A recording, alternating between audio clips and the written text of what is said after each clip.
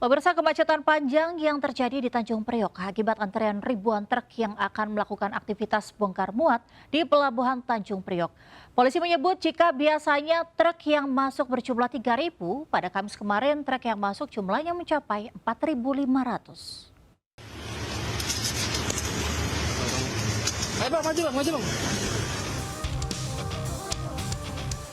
Seorang pasien yang hendak dibawa ke rumah sakit Koja ini terpaksa diturunkan di jalan dan didorong menggunakan tandu oleh petugas medis karena ambulans yang ditumpanginya terjebak kemacetan parah di Tanjung Priok, Jakarta Utara.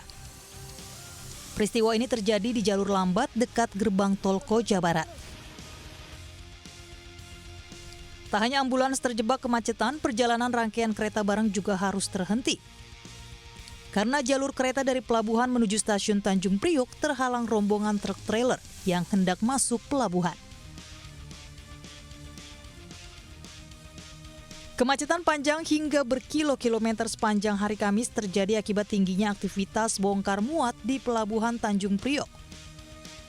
Terdapat 4.500 truk yang masuk dalam Pelabuhan Tanjung Priok.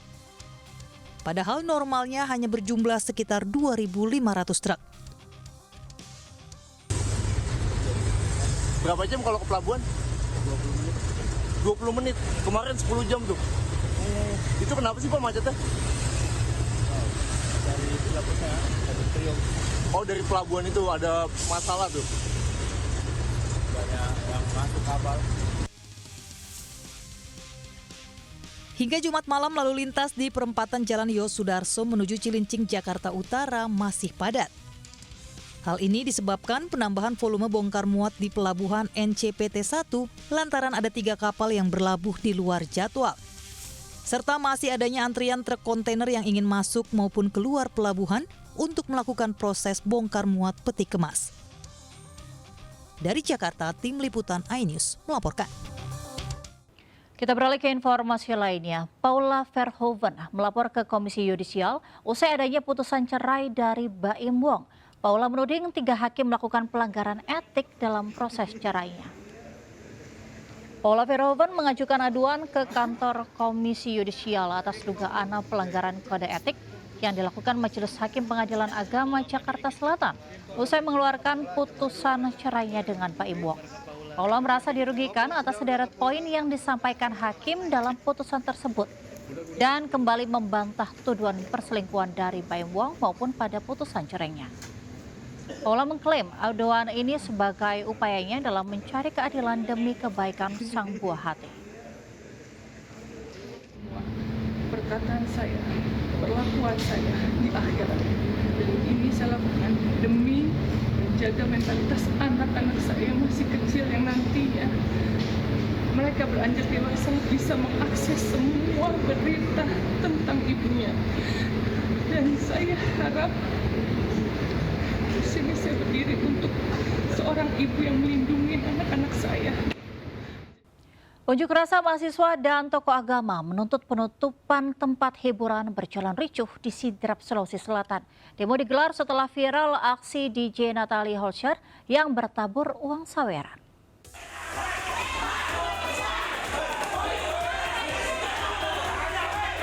Aksi demo mahasiswa dan tokoh agama di Kabupaten Sidrap, Sulawesi Selatan diwarnai dengan aksi saling dorong dengan petugas. Mahasiswa mencoba menerobos pintu kantor Bupati Kabupaten Sidrap untuk menyampaikan aspirasi mereka. Massa menuntut penutupan tempat hiburan malam di Kabupaten Sidrap. Massa juga meminta pemerintah segera melakukan sidak terutama bagi tempat hiburan yang tidak memiliki izin. Unjuk rasa ini digelar setelah aksi DJ Natalie Holscher viral di media sosial. Ia bermandikan uang saweran senilai 150 juta saat manggung di salah satu tempat hiburan di Kabupaten Sidrap. Dari Sidrap, Sulawesi Selatan, Erwin Eka Pratama iNews melaporkan. Kita beralih ke informasi lainnya. Petugas pemadam kebakaran sempat kesulitan mengevakuasi jenazah pria parubaya obesitas yang berada di lantai 3 rumah kontrakan di kawasan Tambora, Jakarta Barat.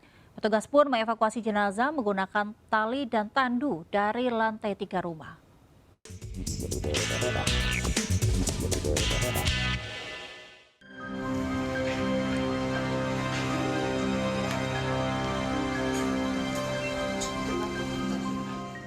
sesosok jasad pria parubaya dengan berat sekitar 100 kg berada dalam kamar kontrakan di lantai 3 Jalan Jembatan Hitam, Pekojan, Tambora, Jakarta Barat. Pihak keluarga dan warga kesulitan saat hendak membawanya ke musola hingga meminta bantuan petugas pemadam kebakaran. Sejumlah petugas pemadam kebakaran sektor Tambora yang menerima laporan langsung mendatangi lokasi. Petugas melakukan evakuasi jenazah menggunakan tali temali dan tandu dari lantai 3 rumah kontrakan. Dan selang 1 jam, jenazah berhasil dievakuasi melalui luar rumah kontrakan karena petugas kesulitan mengevakuasi dari dalam rumah yang terbilang sempit. Jenazah ini informasinya memang sakit ya, sakit jantung mendadak meninggal, dan bobot tubuh dari si jenazah ini ya memang rada gemuk gitu, ya rada berat ya, kurang lebih mungkin mendekati 100 kiloan ya. Memang manuver untuk keluar turun itu tangganya sempit. Jadi ini kontrak. Jadi kontrak di lantai 1, lantai 2, lantai 3 itu beda-beda. Mereka menghuni kontrakan yang lantai 3 akan dibawa ke musola. Selanjutnya, petugas bersama warga membawanya ke musola terdekat untuk dimandikan dan disolatkan. Dari Jakarta, Miftahul Ghani melaporkan. Pemirsa, berhati-hatilah jika buah hati Anda susah buang air besar dan kekurangan nutrisi. Di Jember, Jawa Timur, bocah usia 3 tahun alami penyumbatan usus. Saat diperiksa di rumah sakit, ternyata sumbatan tersebut akibat gumpalan ratusan cacing.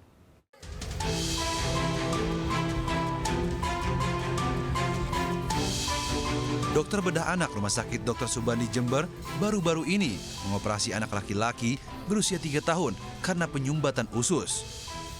Dari hasil foto ronsen, diketahui di dalam ususnya terdapat ratusan cacing gelang yang menggumpal hingga menutup saluran makanan. Akibatnya, balita tersebut kekurangan nutrisi, susah bernafas, hingga susah buang air besar. Total ada 3 toples cacing yang dikeluarkan dokter dari usus balita itu. Dokter menyebut cara makan yang kurang bersih dengan tidak mencuci tangan atau konsumsi air yang tidak dimasak dimungkinkan menjadi faktor utama cacing berkembang dalam usus. Dia memang secara sehari-hariannya ya untuk hygiene-nya juga kurang baik. Apabila bermain juga sering tidak memakai sandal, kemudian sering bermain di sekitar area tempat pembuangan akhir, dan kebiasaan ini tidak suka mencuci tangan apabila makan dan juga mengkonsumsi air yang dia tidak direbus. Mungkin bisa menjadi salah satu faktor resiko penyebab adanya cacing dalam anak ini. Setelah ususnya dioperasi, balita tersebut diberi obat cacing dan menjalani pemulihan. Dokter pun menghimbau orang tua selalu menjaga kebersihan asupan makanan untuk buah hati mereka. Dari Jember, Bambang Sugiarto melaporkan. Pemirsa, seekor sapi mengamuk saat diturunkan dari truk hingga masuk ke minimarket di Depok, Jawa Barat. Polisi pun turun tangan membantu mengevakuasi sapi dari dalam minimarket.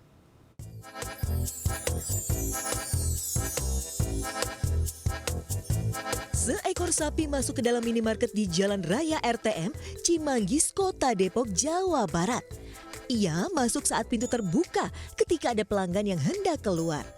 Peristiwa itu terjadi saat sapi baru saja diturunkan dari truk. Evakuasi terhadap sapi berlangsung selama lebih dari 2 jam. Polisi pun sempat turun tangan membantu mengeluarkan sapi itu. Ya sepi juga sih, kan ada pengunjung, ada 2-3 orang pada nggak upah aja, kan motor udah nggak banyak. Motor gimana motor itu? Ada polisi juga, Pak? Ada. Nah, itu ngeluarinnya gimana, Pak? Keluar sendiri aja. Di pegang bututnya sama polisi. Sapi yang ngamuk hingga masuk ke minimarket itu merupakan sapi yang hendak dijual untuk hewan kurban. Meski sempat mengamuk dan sulit dalam proses evakuasi, namun tidak ada korban dalam peristiwa ini. Dari Depok, Jawa Barat, Iyung Rizky, iNews melaporkan. Ya, sementara itu heboh seekor ular king cobra masuk ke dalam dapur rumah warga di Sampang, Jawa Timur. Petugas damkar sempat kesulitan mengevakuasi ular karena tempat yang sempit.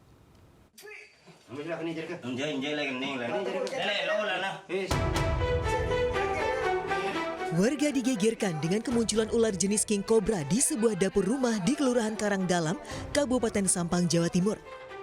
Warga pun langsung meminta bantuan petugas damkar untuk mengevakuasi ular berbisa tersebut. Meski dengan peralatan lengkap, 5 petugas damkar kesulitan saat evakuasi. Ular berada di bawah rak piring, terhimpit lemari di dapur yang sempit. Selain itu, petugas juga harus mengantisipasi serangan ular yang bisanya sangat berbahaya. Petugas akhirnya membongkar lemari untuk memudahkan proses evakuasi. Setelah 20 menit, ular sepanjang 2 meter itu akhirnya bisa dibawa keluar rumah. Agar tidak terjadi hal yang tidak diinginkan, saat ini ular kobra tersebut telah diamankan di kantor Damkar Sampang. Rencananya ular tersebut akan diserahkan petugas ke pecinta reptil. Dari Sampang, Jawa Timur, Fatur Rahman, iNews melaporkan. Peristiwa tadi sekaligus menutup Lintas iNews pagi akhir pekan hari ini. Dan pemirsa, berita-berita tadi juga dapat Anda baca selengkapnya melalui portal okezone.com. Saat lagi Anda bisa menyaksikan serangkaian peristiwa lain di program Jurnal Lintas iNews pagi bersama rekan kami Mega Latu. Saya Angelika Devagam. Selamat pagi, selamat menikmati akhir pekan Anda. Wassalamualaikum warahmatullahi wabarakatuh.